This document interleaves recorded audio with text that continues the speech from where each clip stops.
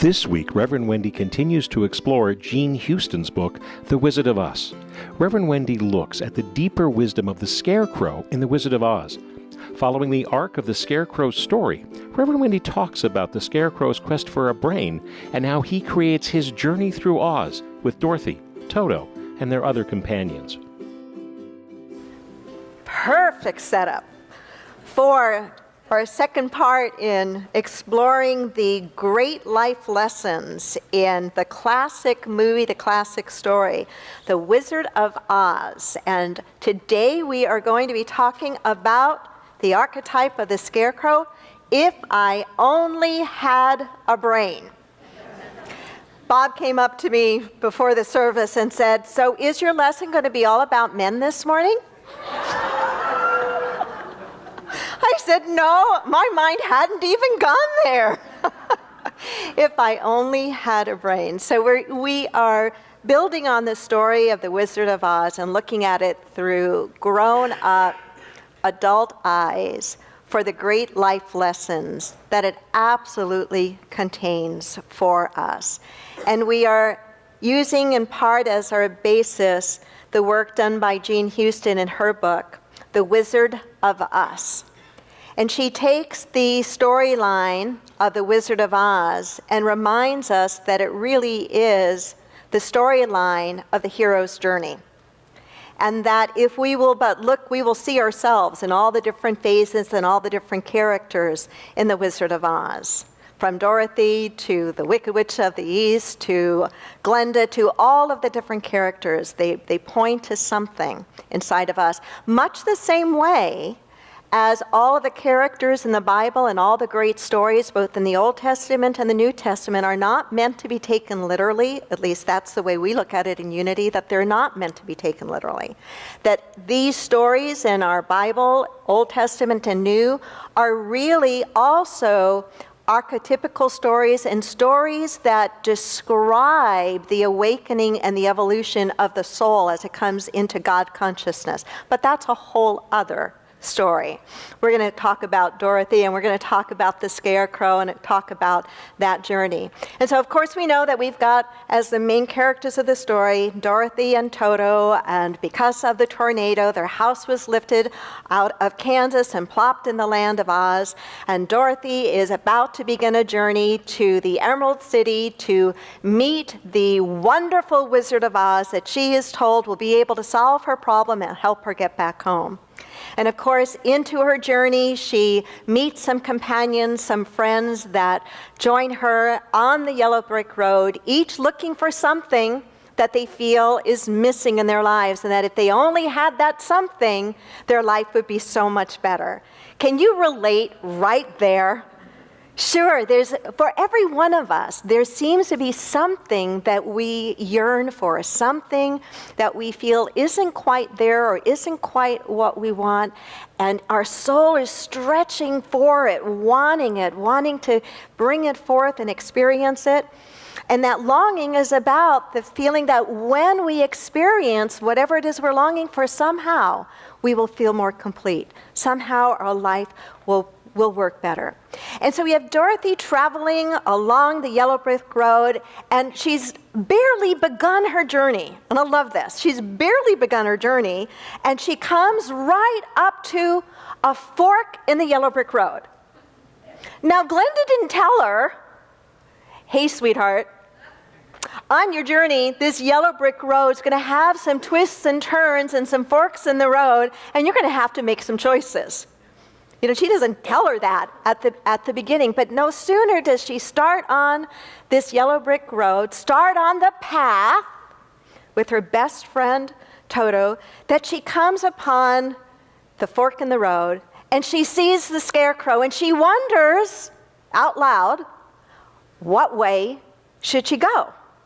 And all of a sudden, as she's kind of asking herself that question, and she notices the Scarecrow's arms that way.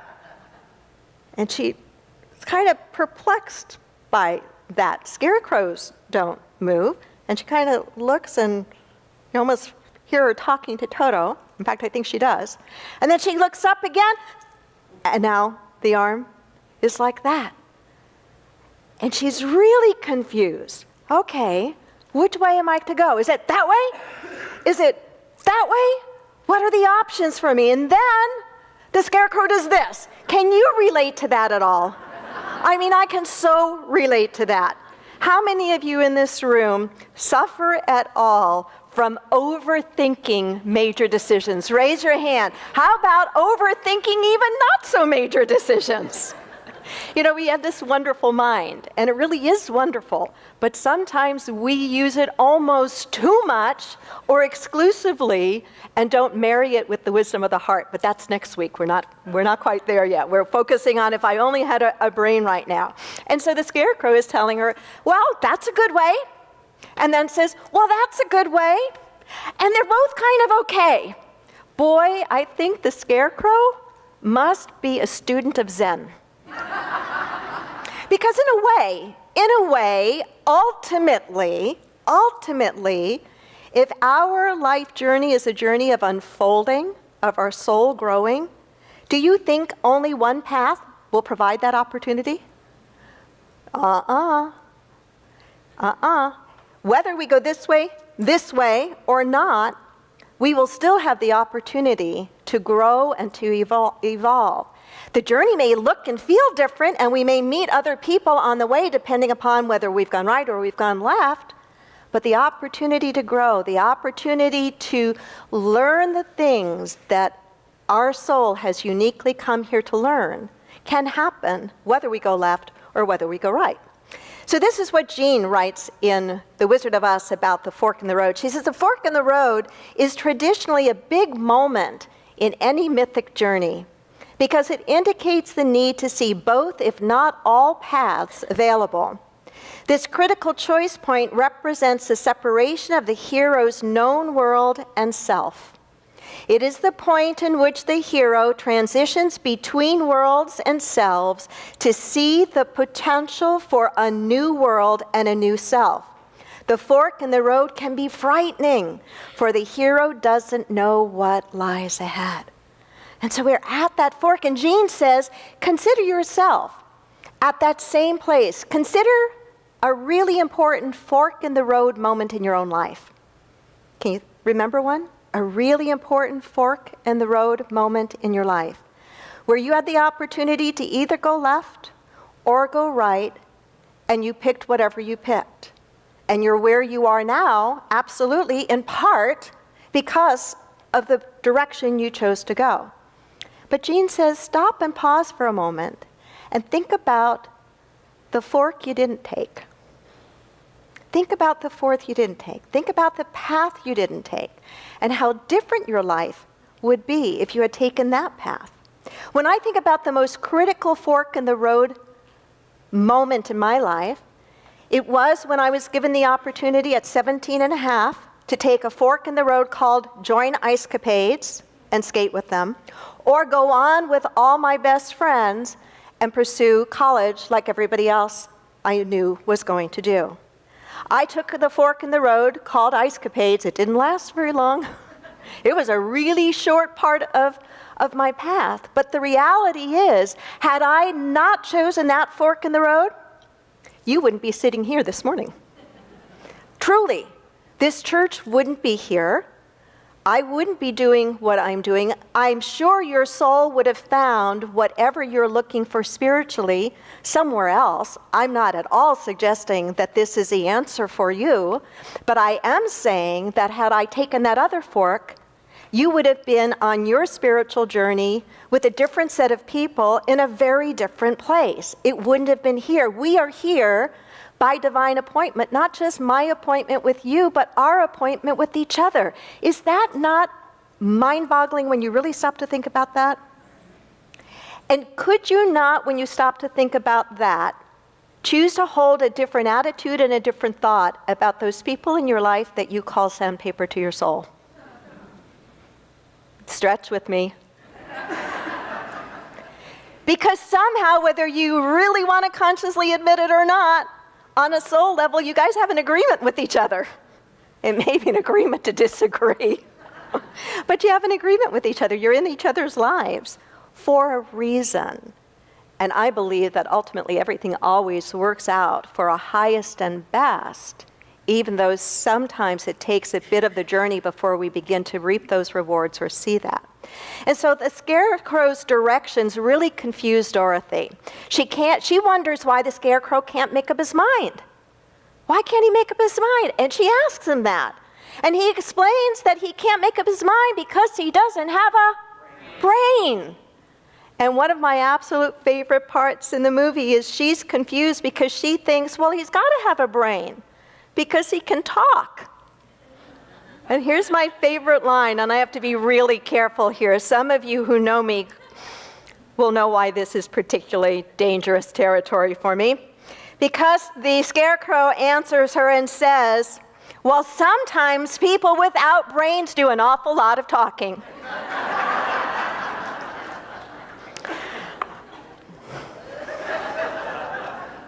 Sometimes people without brains do an awful lot of talking. And it can be really dangerous, can't it? It can be very, very dangerous. We're given one mouth and 2 ears. I think Spirit was trying to say we should listen twice as much as we talk, and we should certainly engage our mind. And next week when we talk about the heart, the wisdom of the heart, before we overuse this thing. The Scarecrow, in that brief little part of the story, kind of gives us some really sweet and helpful things to remember in our hero's journey.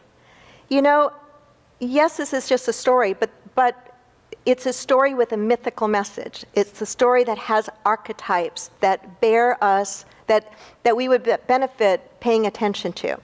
And so we have this archetype of the Scarecrow who says he doesn't have a brain, doesn't think he has a brain, and this is what he longs for.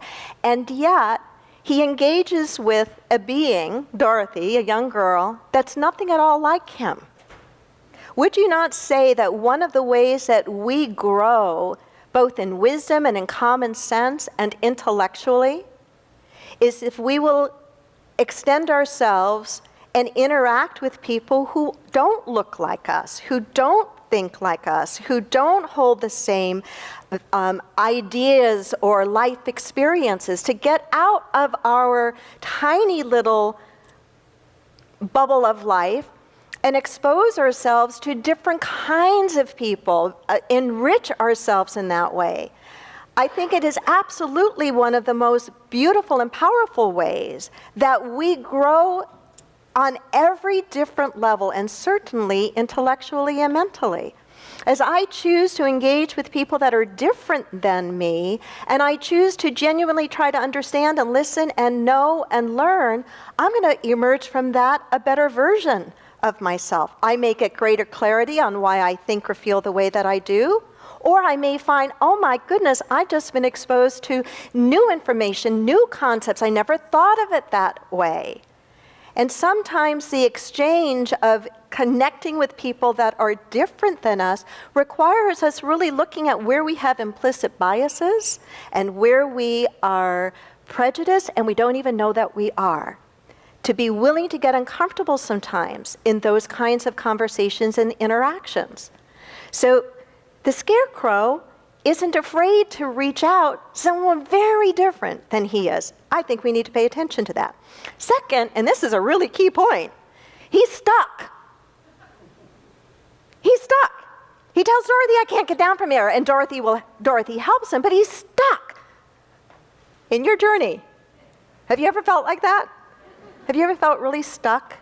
We might not always use the word stuck. Sometimes we talk about being on a plateau, right? Where it doesn't seem like externally things are changing despite practicing the things that we know are beneficial for us to practice. And we can feel, I think it's a normal feeling when we feel stuck or on a plateau to get discouraged. And I think this is why, just like Dorothy has friends that she picks up along the way to help her in her journey, I really think that we need each other in the healthiest sense of that word in our journeys, because there are times that we're going to feel stuck, that we're going to need somebody who can see in us something that we don't see in ourselves. Somebody who can be our cheerleader, somebody who wants the very best for us and will help us to achieve that by reminding us who and what we really are. So he's stuck and he acknowledges that. We cannot ever change, improve, or correct something unless we can see it first. We have to first be able to acknowledge what's not working. I've been spending a lot of time this past weekend, the past 5 or 6 days actually, supporting our daughter Jennifer in her midterm writing assignments. She's allowed to have a writing coach, and there are writing coaches at Cal that the students can turn to. She has an unusual learning disability, and that disability allows me to be her writing coach. I'm a decent writer, but it's not something I love doing.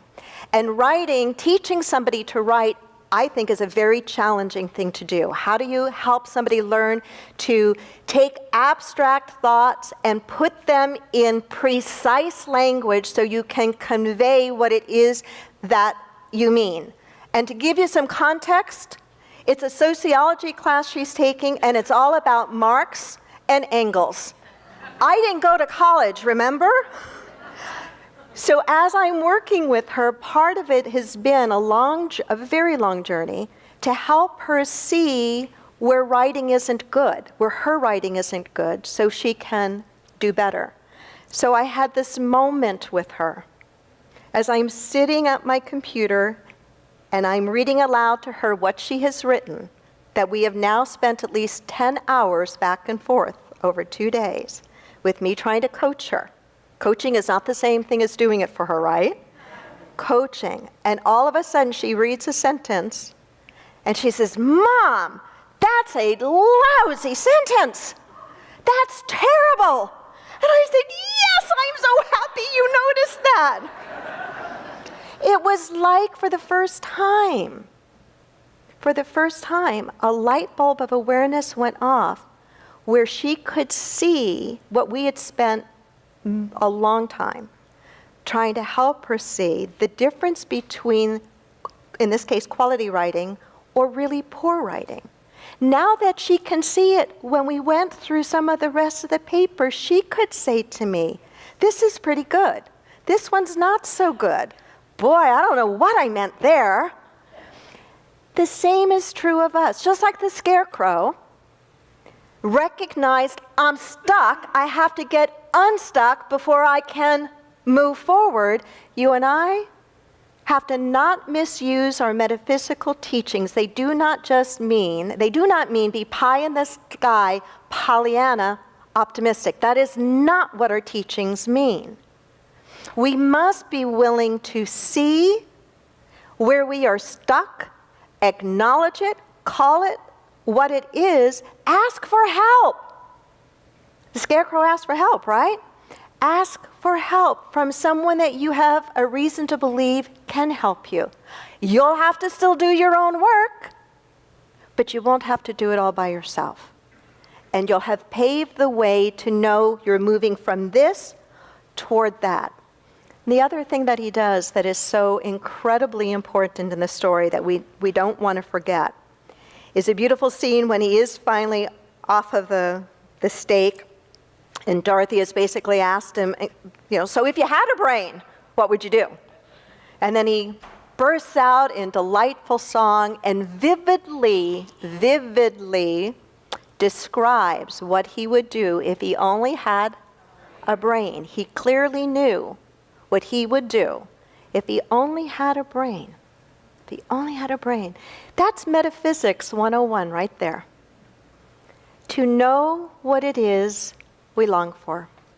To know what it is we want. To be as clear with it as we possibly can.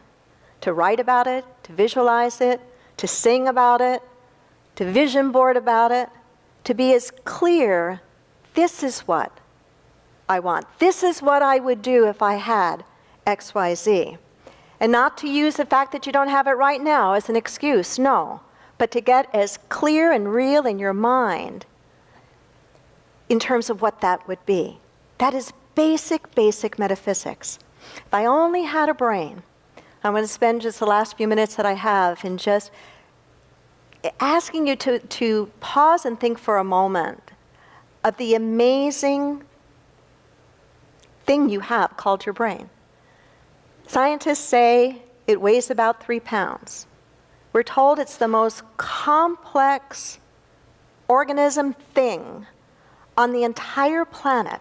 There's nothing more amazing or brilliant than what this 3 pounds, that's not very much, does, what it controls, what it influences.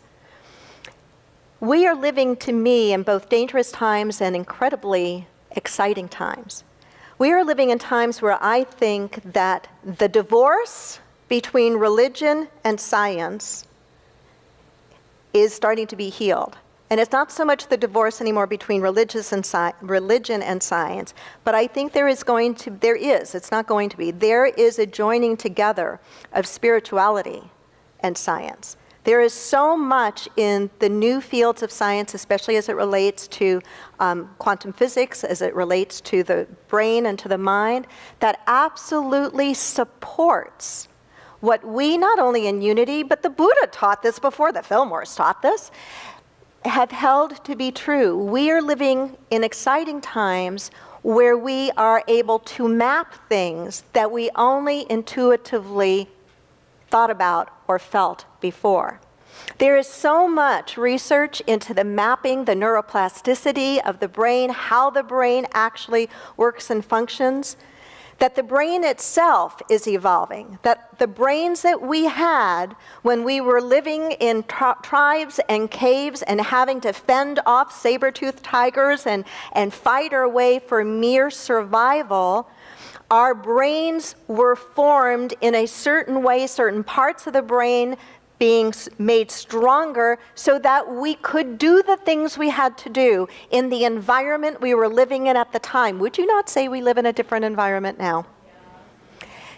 Would that not suggest the not only importance but the imperativeness of us evolving a brain to work better in these circumstances today? I want to read a piece to you from Jean and then share one more bit of science before I close here. Jean writes, in the distant past, when we depended on our brain for survival in challenging weather like the ice ages or very difficult circumstances like finding food and shelter and avoiding being killed by four-legged or two-legged beings, we routed our brains along certain growth patterns that grew our brains with regard to certain kinds of intelligences, that grew our brains with regard to certain kinds of intelligences and skills and adaptations that kept us alive. Today's challenges are as great, if not greater, given that we are faced with world-destroying possibilities and the archaic reactions to them that it would seem were cooked up in ancient caves. Clearly, if we are going to survive and champion a time of transformation, we need to do something remarkable with our own brains. Do you know that there's something that you can do to evolve your own brain? Do you know what one of the most powerful things you can do is to evolve your own brain? I'm not asking you if you're doing it yet. It is meditation. It is meditation. It is meditation.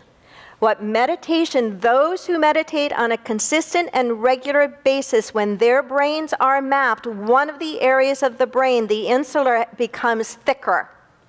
It is measurably, visibly, physically different than that part of the brain in someone who does not meditate.